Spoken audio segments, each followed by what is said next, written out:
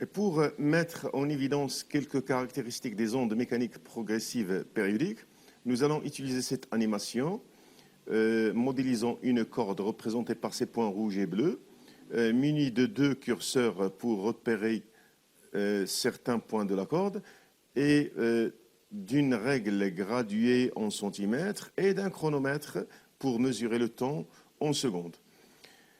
Alors, on va commencer par imposer un mouvement périodique à la source, ça veut dire au premier point de la corde, le premier point à gauche. Observez ce mouvement, il commence d'abord en s'élevant, la source commence en s'élevant vers le haut, et ensuite elle continue dans un mouvement oscillatoire périodique, ça veut dire qu'il se répète à des intervalles de temps égaux. Observez que n'importe quel point, par exemple celui-ci, il est atteint par l'onde, il va se mettre en mouvement à cet instant. Observez son mouvement, il se fait vers le haut. Ça veut dire qu'il reproduit le même mouvement que S à t égale 0. Et on va s'intéresser maintenant à chercher la période du mouvement de S. Ça veut dire la durée dans laquelle se répète le mouvement, ou bien la durée d'une oscillation. Et pour cela, nous allons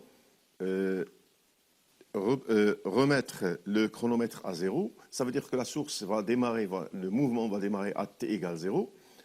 Alors, vous avez ici un quart d'oscillation presque, une demi-oscillation, trois quarts d'oscillation, ensuite à peu près une oscillation,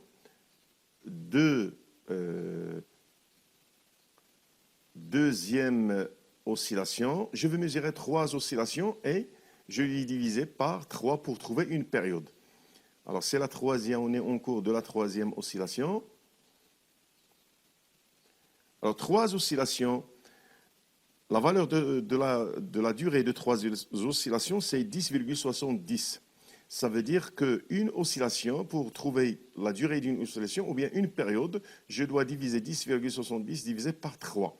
Alors, je vais avoir la période du mouvement de la source, c'est 3,57 secondes.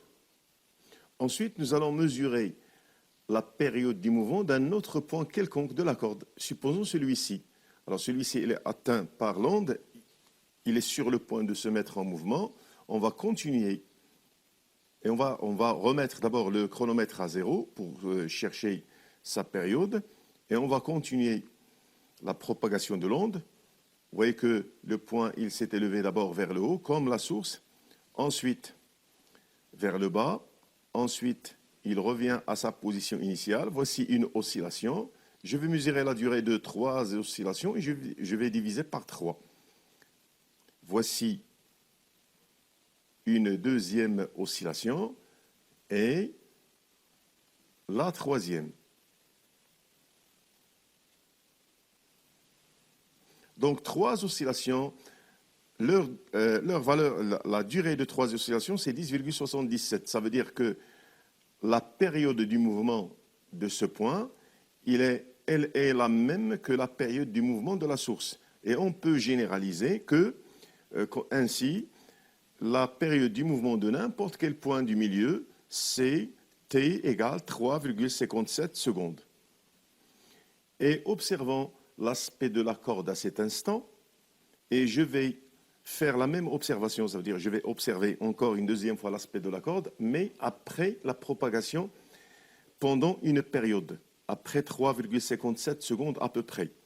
Alors j'ai remis le chronomètre à 0 et je vais laisser l'onde se propager pendant une période. Alors observez que, bon, ici à peu près une période, et j'obtiens la même forme de l'onde, la même forme de la corde. Donc je peux conclure que la corde reprend la même forme après chaque période. Donc je peux dire que la corde présente une périodicité dans le temps. Ça veut dire qu'après chaque 3,57 secondes, elle reprend la même forme. Donc elle présente une périodicité dans le temps, ou bien on dit une périodicité temporelle.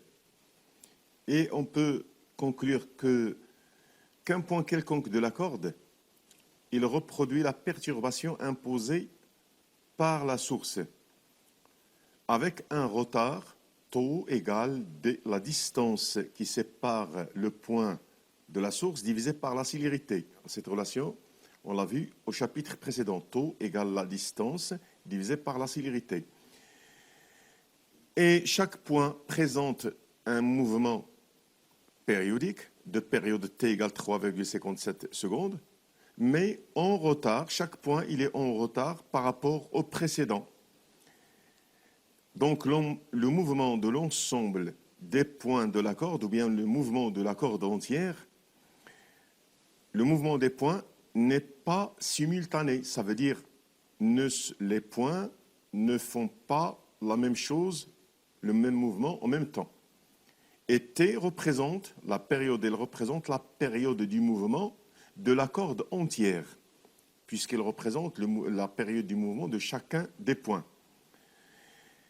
Et après, on va s'intéresser à la célérité de l'onde, parce que nous avons dit au chapitre précédent que la célérité, elle dépend, pour une corde, elle dépend de sa masse linéique et de sa tension. Alors ici, la masse linéique, elle est fixée, la tension, elle est fixée. La célérité, elle est constante le long de la corde parce que la corde, elle est supposée homogène. Et on va mesurer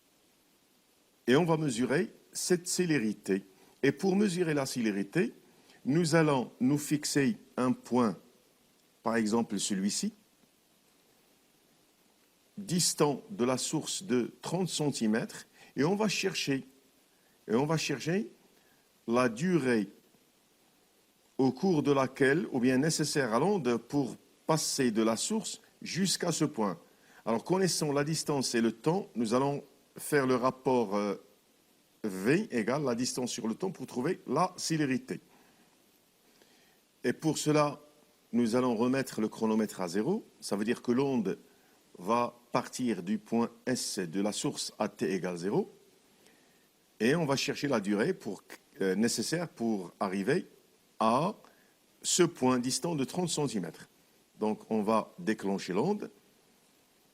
Alors, l'onde se propage, la forme de la corde change en fonction du temps. L'aspect de la corde, il dépend du temps. Tous les points vibrent d'une manière périodique et on va mesurer le temps nécessaire pour arriver à ce point. Alors, c'est à peu près 10,16. Donc, la célérité est égale à la distance divisée par le temps.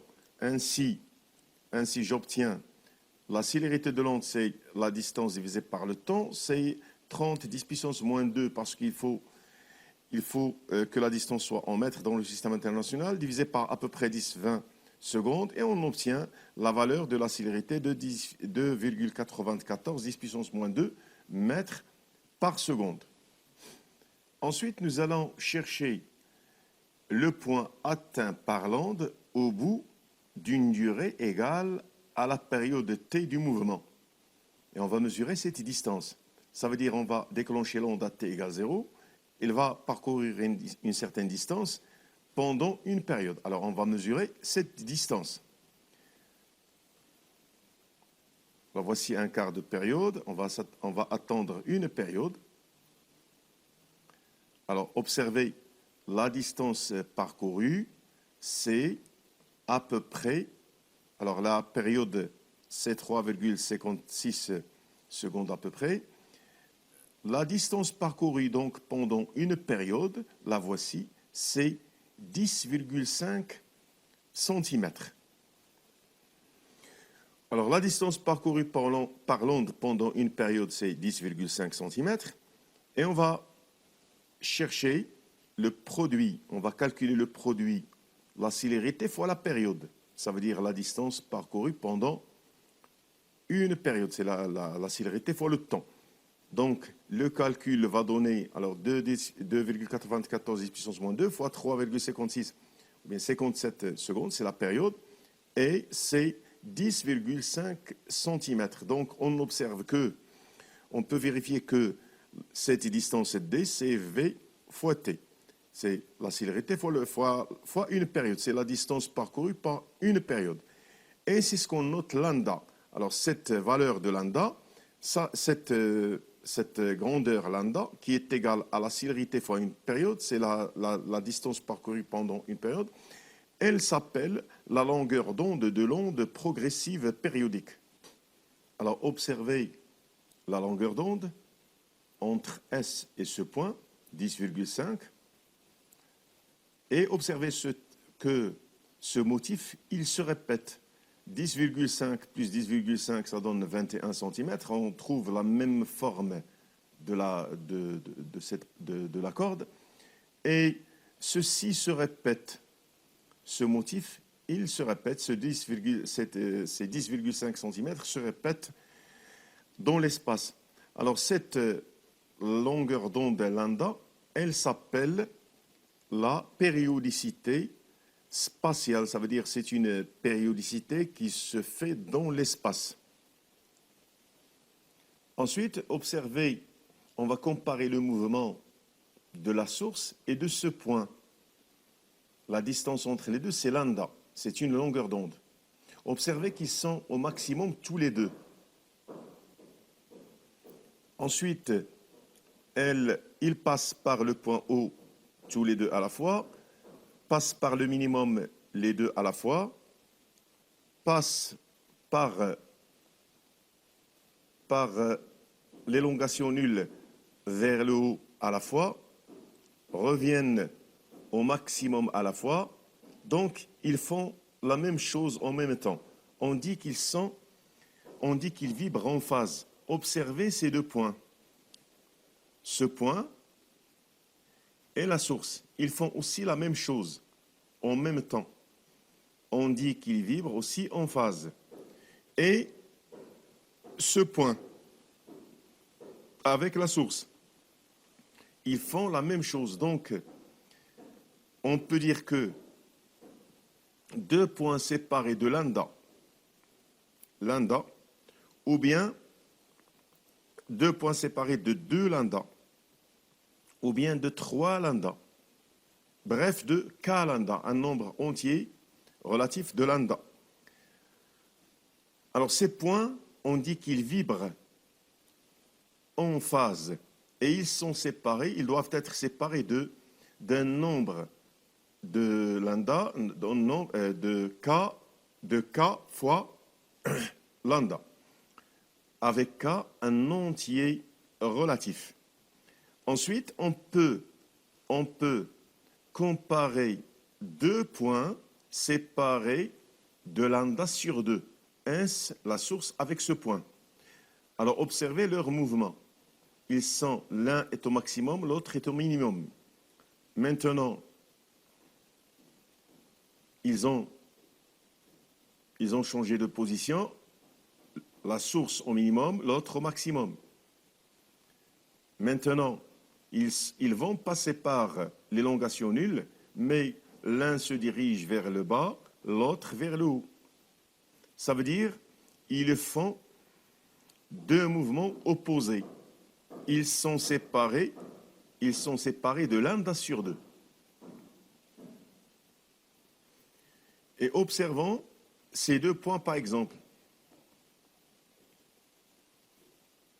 Alors ces deux points, celui-ci et celui-là, ils sont séparés de lambda plus lambda sur 2. L'un est au minimum, l'autre est au maximum.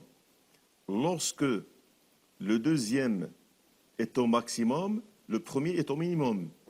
Donc, ils vibrent en opposition de phase. Ils sont séparés de lambda plus lambda sur 2. Ou bien, il se peut qu'ils soient séparés de 2 lambda, ici, 2 lambda plus lambda sur 2. Donc, lambda sur 2 plus lambda, ou bien plus 2 lambda, ou bien lambda sur 2 plus 3 lambda, et ainsi de suite.